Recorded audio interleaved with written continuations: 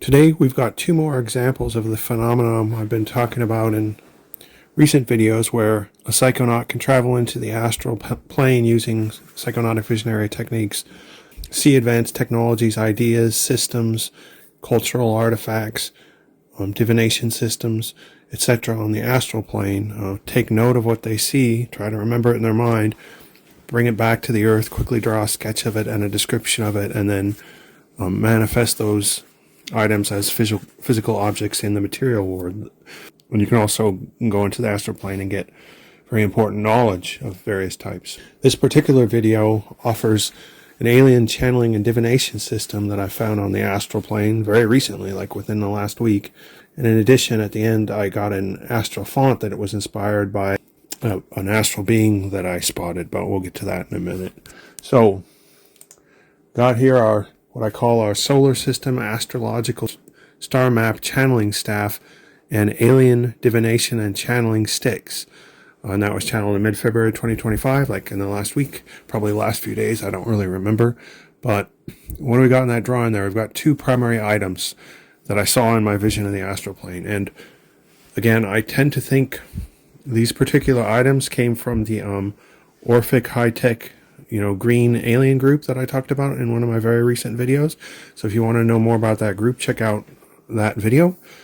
But I actually didn't see who or what group or civilization are being created this channeling staff and alien and channeling stick.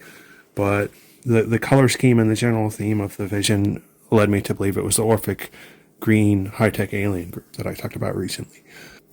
So what do we got in this vision? The two primary items are, on the left, we've got the actual channeling staff. And notice I don't say divination staff, but it actually is a channeling and divination staff at the same time. And channeling and divination are very different processes. Channeling is receiving direct communications from, astral beings and spirits and things like that, more in a verbal, direct form, while divination, you can still receive words and letters and symbols, but it's a much slower and less smooth process. Like divination is like a Ouija board or something, but channeling is when someone just speaks or tries to speak with the voice of an entity that they're channeling.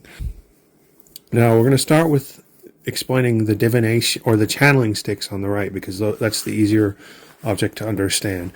Basically, you see those two sticks on the right, the neon blue one and the neon green one. There's two of them. The vision they're basically made out of a partially see-through material. They looked almost like plastic, but I know it wasn't actually plastic.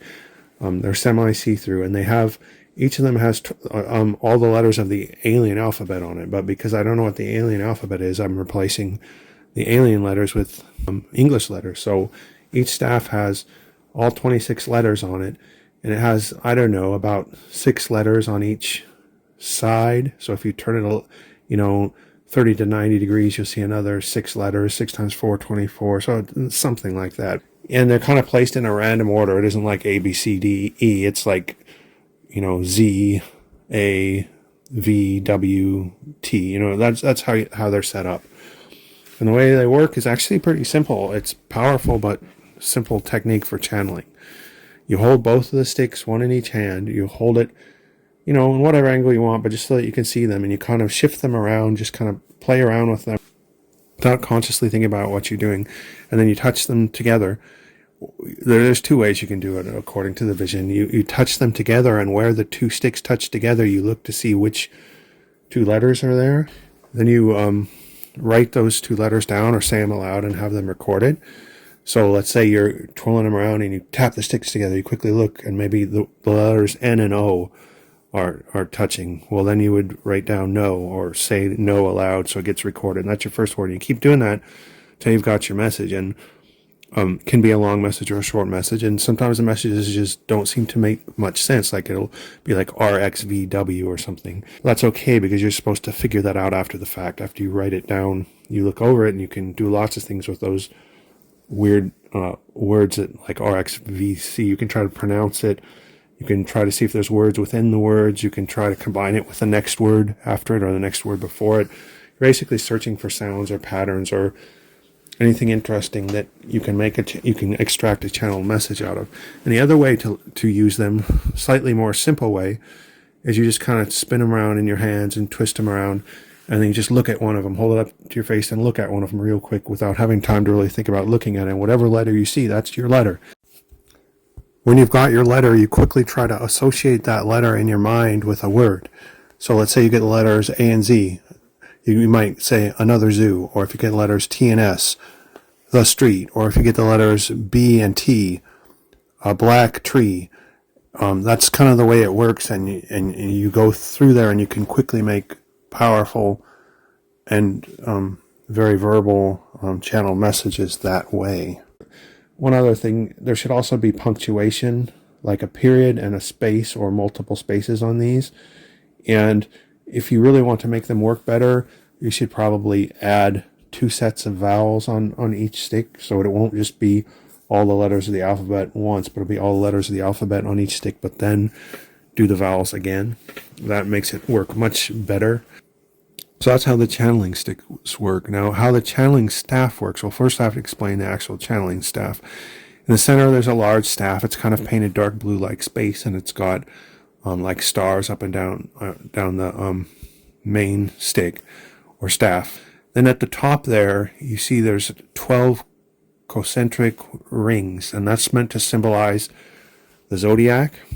And it's basically there just to give power to the stick or draw spiritual power into the staff. But you could also have, like, I don't even remember how many planets are in our solar system now, but you could have one for each planet in our solar system as well. That's another way to do it. And some people will include some planets that other people won't, like Pluto may or may not be included as a planet, things like that. And again, that top level, the colorful, 12 circles, originally it's the 12 symbols of the zodiac, and you can draw on those symbols on there if you'd like.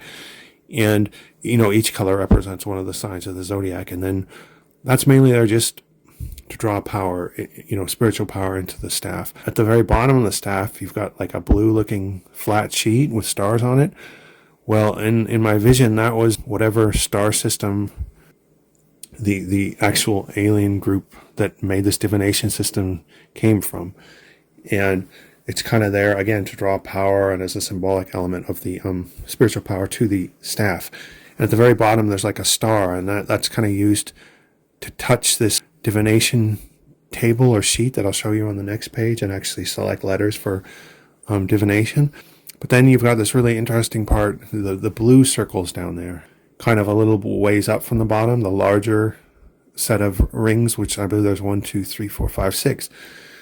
The letters of the alphabet are spread randomly about those rings. And what you do is you hold the staff by the middle and you kind of tilt it at an angle so you can see it, and you just randomly look at that bottom level. And as you do that, you see letters, and each time you see a letter, you associate that letter with a word in your mind. For example, if you see the letters P and T, piano, taken. Or if you see the letters Z and F, zebra, friendly. Or if you see the letters B and D, before dawn, that sort of thing. You either write it down or you record it. You just try to do it quick without thinking. And you use it in that way, in the same way as you'd use like the channeling sticks that I just described. So this thing can do channeling directly through, but it can also do divination. So if you go into this next slide, we've got what's called the star divination sheet or star divination table. And basically it's a transparent table made out of something, or sheet, but it's got placed on like a couple legs or 4 legs in this case. You don't necessarily have to have the 4 legs. And it's, semi see-through, made out of something that looks like transparent plastic or something. And it's got all these stars drawn on it. And then each star has got its name written on it in a very small text. And the way this sheet works is you take that staff from the last vision and you touch the bottom of the staff randomly, the spot where the large star is, randomly on this sheet. And whatever star or stars it touches, you get the name of those stars, and then you write down the name of those stars. And you do that for however long you want. Let's say you do it 50 times or whatever. Then you have those all written, all the stars you touched written down or recorded. Then what you have in the background is you have like 8 or 10 different sheets.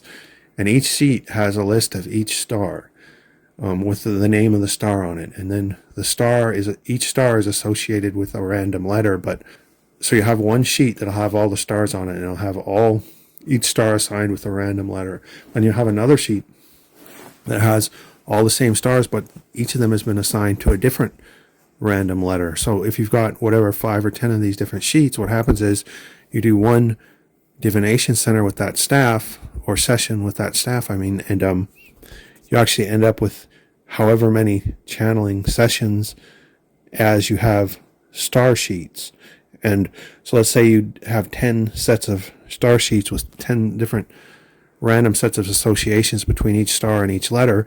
So instead of getting one divined message of random letters based on what you touched on this star sheet with the staff, you'll get 10, and you can look through all 10 of those to come up with 10 separate answers to your question. Not only that, you can combine the findings from each different sheet and see if combining them forms more complex or even longer messages.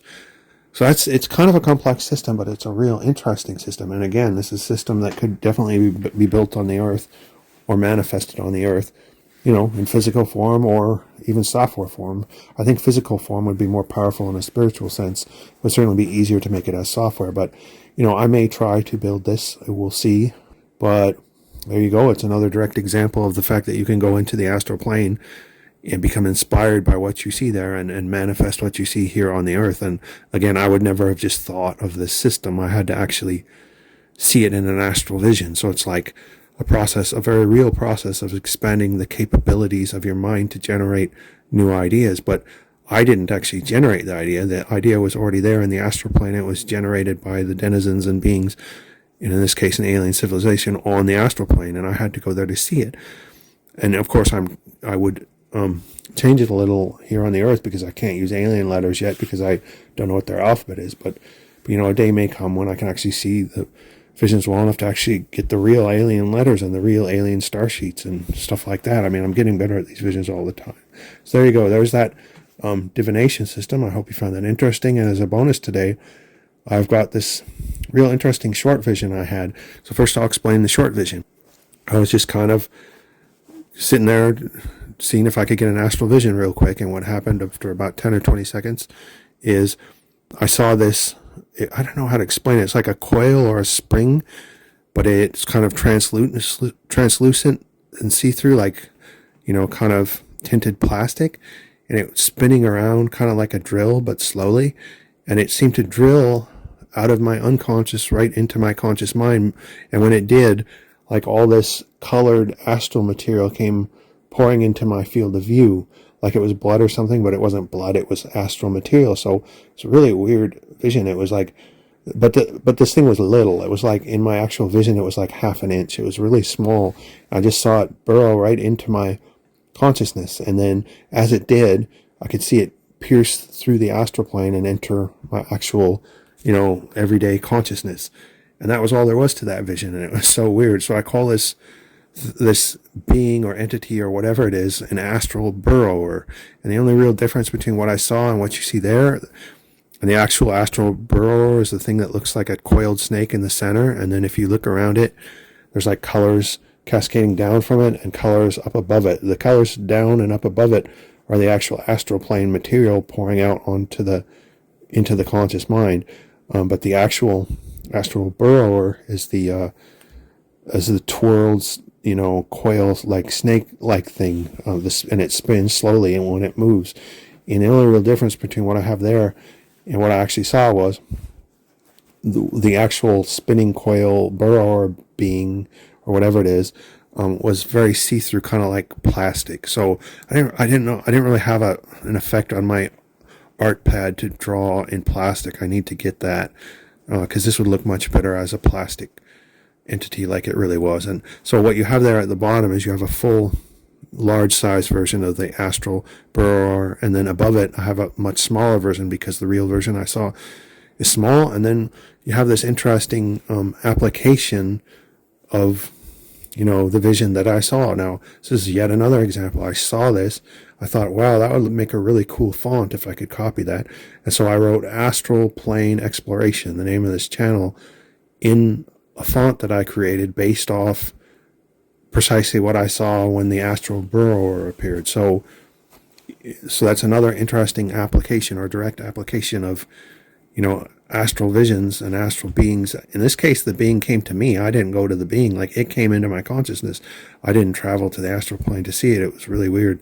But I was able to use that to create this really cool looking, at least it's cool looking to me, what I call an astral font. So there you go. Hope you enjoyed this video. And if you like this sort of information, definitely subscribe and share it with your friends. And we'll see you at the next video. Thanks.